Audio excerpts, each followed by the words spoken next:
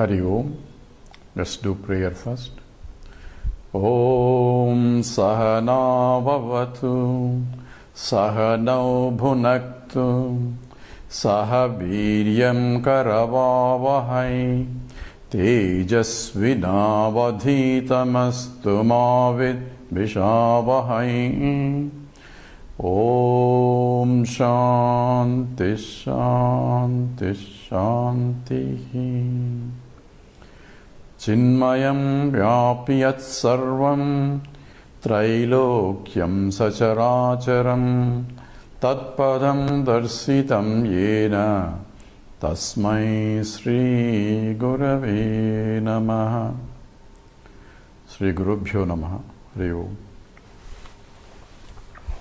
We discussed that there are two things in this world. One is the subject, another is an object. Subject cannot become an object. Object cannot become a subject. So they are mutually exclusive. And the life involves interaction between the two, the subject and the object. So as I am only the subject, everything else is the world is object for me to interact with. And as I live through this whole world, I am trying to gain this happiness that I want. And we went through all the analysis so far that I cannot get what I want through any of the process. So there are defects from my side because I made wrong conclusions about myself. And there are problems in the interacting with the world because my expectations I have from the world is also different. And therefore, I can never reach a satisfactory solution where I'm going to be completely happy. And we mentioned also that happiness involves completeness, fullness, because any limitation will give you unhappiness. Therefore, happiness involves a moksha, that is the liberation that involves a completeness or fullness, and that is infiniteness. So infiniteness is only what I am longing for, and therefore I am longing for only becoming a Brahman. And we also went through, I cannot become a Brahman, but I cannot stop trying to become a Brahman. And only solution to the problem is to recognize that I am already a Brahman. If I am already Brahman, then why am I seeking Brahman? That's because I do not know that I am Brahman. So now the problem is shifted to going after something or action. Is what is required is a knowledge now, a true knowledge of my own self that I am already full. So that knowledge is required, because right now, because the efforts required or efforts indicate that I do not know myself. Therefore, ignorance is the root cause of a problem, which we call it as ignorance of the self in comparison to the ignorance of other things like ignorance of chemistry or physics or the world and so on, objective ignorance. But this is subjective inference in the ignorance of my subject itself that I am. And this is a more fundamental problem, because if I don't know who I am, all my interactions with the world will also be wrong. A simple example is when I am completely drunk, I forget who I am, and then I walk around and all my interactions with the world will be also gone. I may go and hug a tree and say, "Oh darling, how are you doing?" and all that. Other people may laugh. But because I do not know who I am and I don't know the world also, all my interactions are completely also get spoiled because the knowledge of myself is not there. But the whole lifetime we are spending without knowing who we are, and trying, therefore having a wrong contacts all the time and suffering through the consequences, and the life goes on, life and life and life after. Perhaps we have millions of lives we have gone through, and at last come to a stage where now we are inquiring, what is the meaning of this life? Those who do not want to inquire, they will continue more and more until they come to a situation where they want to know, because there is no other solution to this. So solution is, I want to become Brahman. I can become Brahman when I realize that I am already Brahman, and that ignorance has to be solved. There is no other alternative, and that is what is called moksha. Moksha is freedom from all limitations. And I want to be freedom from all means it has to be limitless. That means it is infiniteness. All other acharyas and scriptures and religions have defined what is moksha, like nirvana or going to heaven. So each religion has their own version of what it means. But from the absolute point, from the Vedic point, Brahman is limitless from all respects.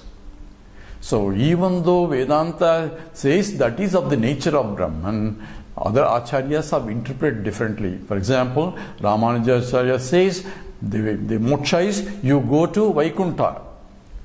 But means there is a starting for moksha also.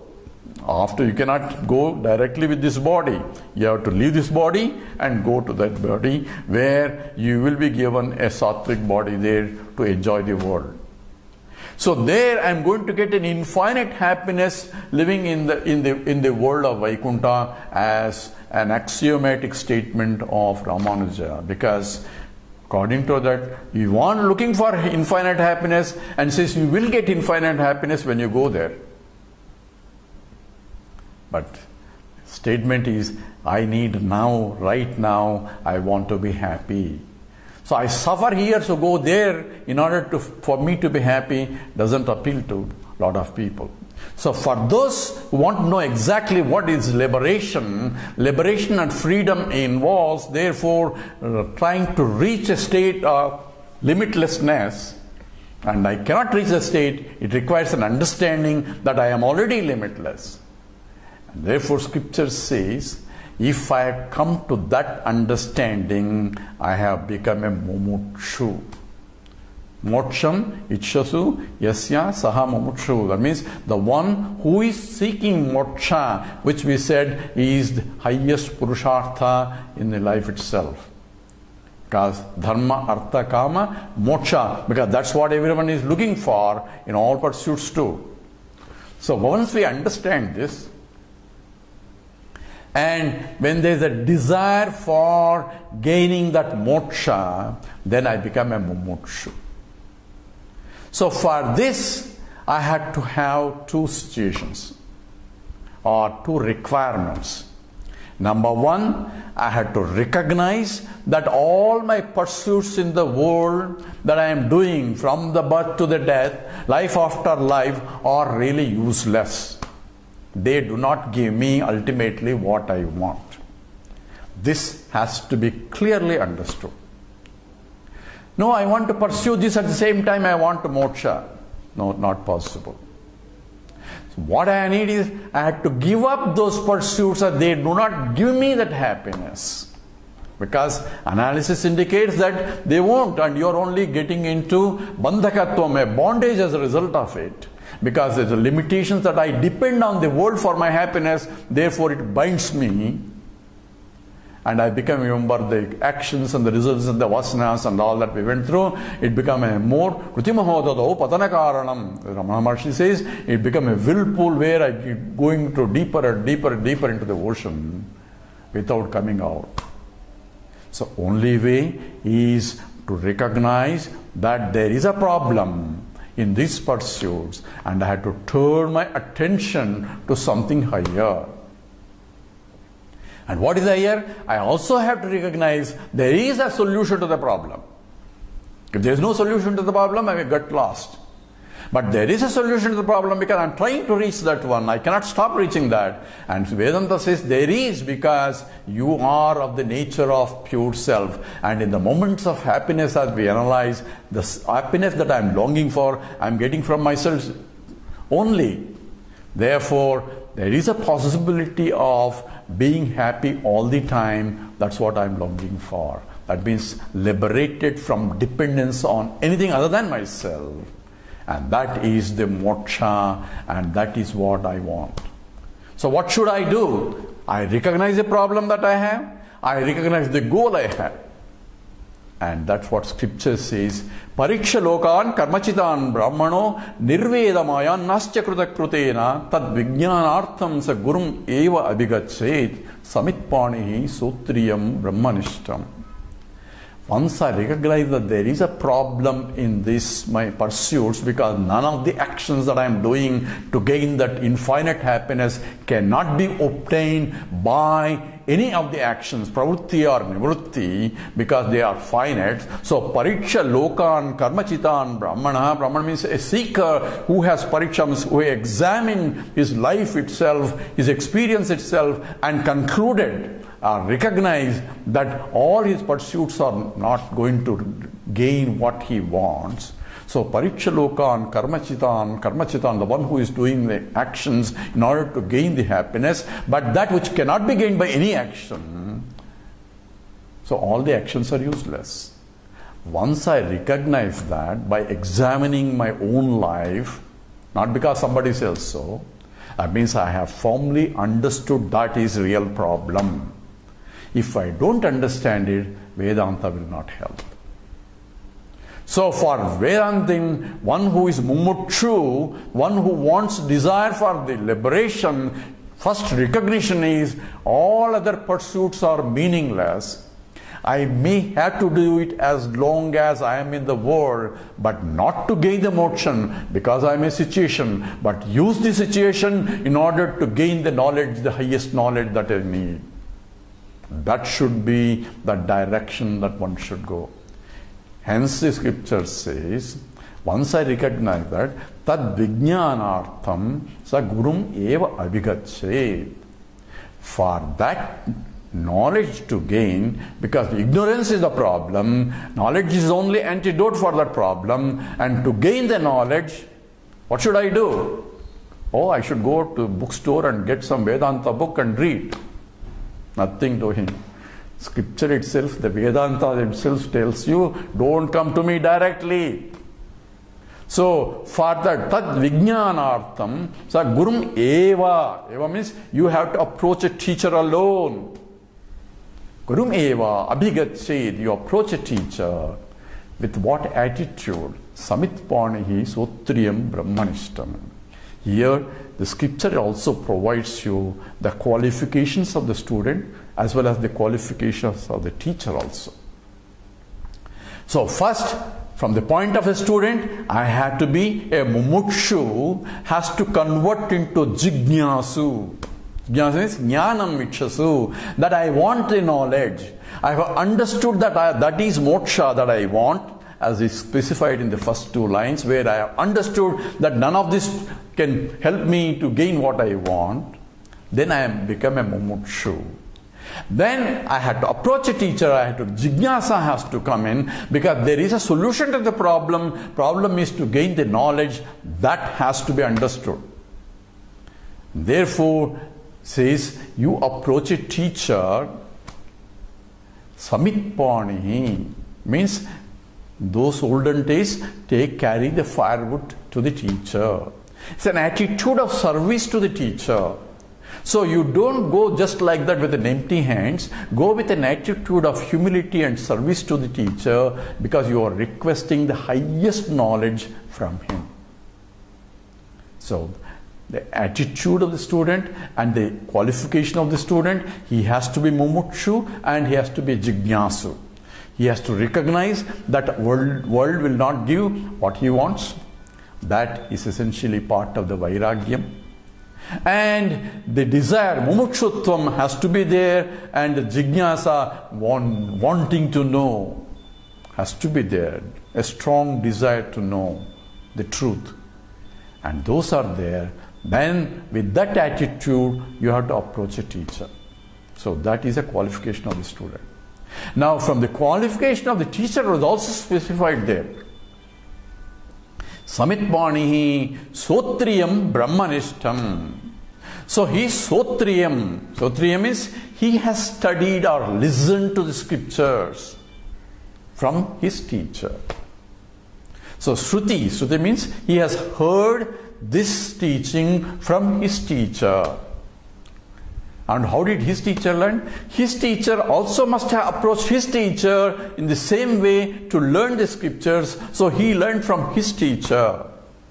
And his teacher learned from his teacher all the way to Guru Parampara, to the Lord himself. And the Krishna says, in fact, I am the one who taught. Yeah, I'm the one who taught Vaishnava and so on, and I'm again teaching you also. So therefore, the first teacher is the Lord Himself, and that is passed on by the Guru Parampara, Guru Sishya Parampara, by a teacher to the student and teacher to the student. And therefore, Sotriyam is the one who has knowledge of Shruti learned from his teacher by approaching the same way after Parikshalokan Karmachitan Brahmano Nirvedamayan Naschakruta Krutena Tad Vijnanartham Sagurumeva Vigached. In the same attitude of humility, he must have approached the teacher. And the first qualification is he has studied the scriptures. That is one. Second qualification is he is Brahmanishta. He understood and abiding in the nature that I am Brahman. So we should have those two. One is he himself studied the scriptures and understood the degree that he has established himself is Aham Brahmasmi. He is a Jnani. These are two qualifications specified. Now we have a problem. Problem is, how do I know my teacher? Whether he is Jnani, whether he is a Brahmanishta or Sotriya. Now, first thing is, we can know whether he studied the scriptures or not when he starts talking. So, that much we can know that he is Sotriya. At least he has studied the scriptures intensely, because by questioning it, you know that he is able to answer appropriately according to the scriptural knowledge. So, Sotriyam can be we can easily examine, or we can easily see my teacher knows. If I think that my teacher doesn't know, then I won't even go there. So, the first requirement can be easily met. The second statement is, he is Brahmanishtam. He is fully established that I am Brahman. How am I going to know? Is there a litmus test? He is a Brahmanishta, the other one is not a Brahmanishta? Forget it, you cannot evaluate. So, there is no way I can test my teacher whether he is a Jnani or not. For me to test the teacher, I should be a Jnani. If I'm a Jnani, then I don't need a teacher. So it is a catch-22 situation where there is no way I can evaluate a particular person, or that is my teacher who is established in the Jnana. So what should I do? But scripture says you have to approach a teacher who is Sotriyam and Brahmanishtam. So here is the trick of the situation. If he is a Sotriyam, think that he is also Brahmanishta. Because you cannot evaluate anyway. And whether he is Brahmanishta or not is independent. If I have a conviction that my teacher is realized, I can realize, because I have now Shraddha in the teaching, because he knows how to teach. So therefore, I had to assume that my teacher is Brahmanishta. And that has to be proper way of approaching a teacher. So same thing Krishna says, Tadvidhi pranipatena pariprasnena sevaya upadesyanti te jnanam jnanina. So therefore you approach a teacher, Tadvidhi pranipatena. So attitude of complete surrenderance to the teacher, and ask appropriate questions for the knowledge. And the teacher will teach. Now why should the teacher teach? And that teacher teaches only because he had the same problem when he was a student. He approached the same teacher, and out of pure compassion, because the teacher doesn't have to teach, he is reveling in himself by himself. There is nothing he need to do anything at all. But he still does it because it is an obligation to his teacher. It's called Acharya Runam. So because his teacher out of compassion taught him, it is his responsibility to teach a student who is qualified. And therefore, automatically he will teach out of pure compassion alone, because he cannot but be compassionate, and he will teach. And therefore, approach a teacher and don't keep evaluating the teacher whether he is realized or not realized. And even if he is not realized for you, you may have other people, it may be teachers. We'll look at more in terms of the qualification of the teacher a little bit more, but at least because we want to evaluate everybody else rather than evaluating ourselves, and therefore we run into problems. So we have a Jignasu, the one who is Jnanam, which is the one who wants to know, and he has approached appropriately teacher, and we need to know what kind of qualification still a student should have for the knowledge to take place. And that we will address and more in terms of the qualifications of the student for Brahmajnana. With this we'll stop here. We'll do Purnamada Purnami. Om Purnamada Purnamidam Purnat Purnamudachyate Purnasya Purnamadaya Purnameva Vasishyate. Om Shanti Shanti Shanti. Harihi Om Sri Gurubhyo Namaha. Harihi Om.